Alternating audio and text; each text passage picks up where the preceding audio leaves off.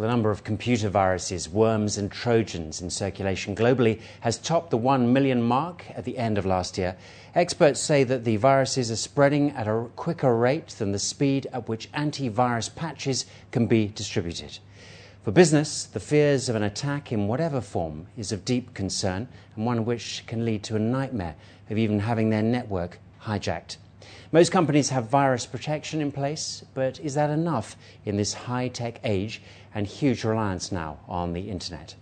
Well, with us today on Inside Business, we have Rick Ferguson, who is a senior risk analyst at Trend Micro, who we link up with via video phone from London in England. Well, Rick, thanks a lot for coming on the programme. I mentioned in the introduction there 1 million different threats to computers flying around cyberspace at the moment.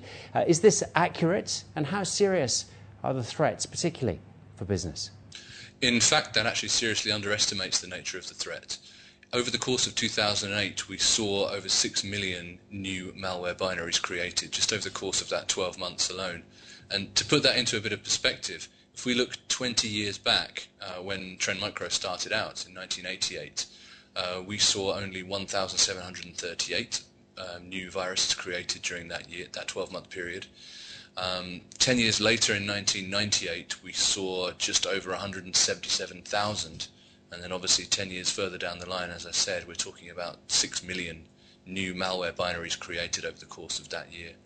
The reason for this really is that the motivation behind malware has changed. So it's moved from being one of trying to infect as many PCs as possible in the shortest possible time period, just for causing damage or for some kind of hacker glory, really to moving to one of stealing personal information or sensitive information and staying installed for as long as possible. Now, put simply, are businesses seriously at risk? Yes, absolutely, and I can pick two very recent examples that illustrate that. One was in December of last year when we saw the zero-day exploit against Internet Explorer. So that was kind of living proof that the underground market in vulnerabilities is alive and well and going very, very strong.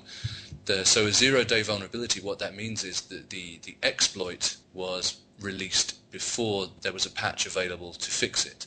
So we saw in December that anybody using any version of Internet Explorer on any version of Windows, any currently supported version of Windows, was vulnerable to infection simply by visiting a website that had the attack code on it.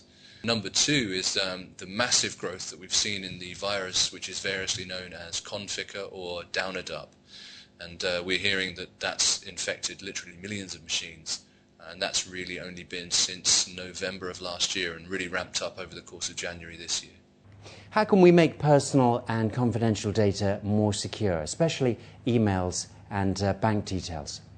When you send an email at the moment, the technology that most email clients use, the email is sent in clear text, which is really akin to writing all of your sensitive information on the back of a postcard and hoping that nobody reads it.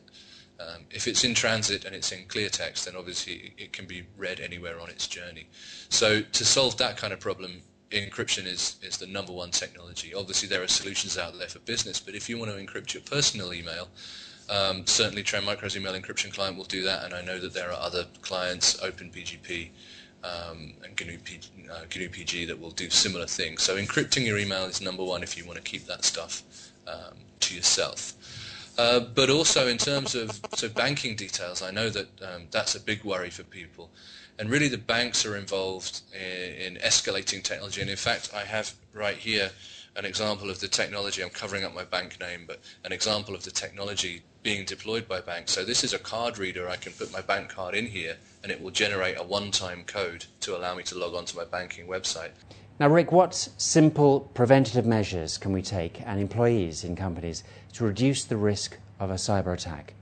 I think the first one, and this again is really amply illustrated by Downadup Conficker, is to make sure that machines are patched as soon as possible, and this goes for enterprises and home users. The number one, make sure you patch as soon as you possibly can. Number two, make sure you use complex passwords, strong passwords, and I would say also, certainly for home users and probably for businesses as well, If you use several different services, try to use a different password for each of those services, and I mean a minimum of 3. So on a personal level, I'll definitely use, for example, a completely different password for my online banking than I would use for any social networks that I take part in.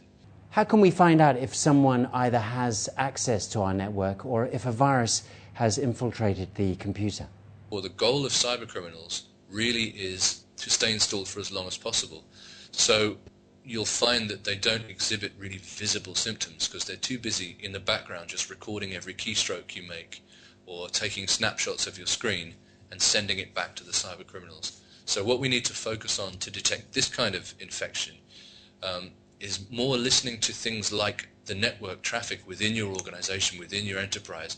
So we listen to network traffic and we can make a very clear picture of either phone home activity or outbreak activity within a network as a virus tries to propagate. So it's very important to keep a close eye on that traffic. Now, is off-the-shelf commercially available virus scanning software any good? In 2008 we were seeing in Trend Labs about 800 samples every hour to work on, to develop signatures for. And then of course we have to make those signatures available.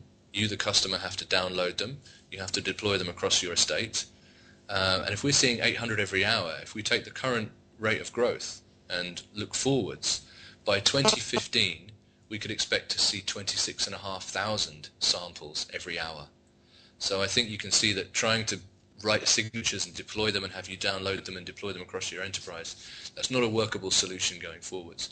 So what we've chosen to do with the Smart Protection Network is move our signature database out into the cloud, and we then offer it as a real-time queryable database. So the only thing that we have to keep up to date is our central service, and all of our customers will query that on an ongoing basis, which gives them access to real-time, always up-to-date, always-on dynamic protection. Well, Rick Ferguson, via video phone from London, many thanks for your time today. You're welcome, Greg. Thanks very much. Well, that's it for this edition of Inside Business. With us on the programme tomorrow will be Tim Searle from GlobalEye, talking to us on the impact of job losses during the current financial crisis. You can send your questions to the programme directly by writing to us at ib@city7tv.com. For now, though, from all of us on the business desk, goodbye and thanks for watching.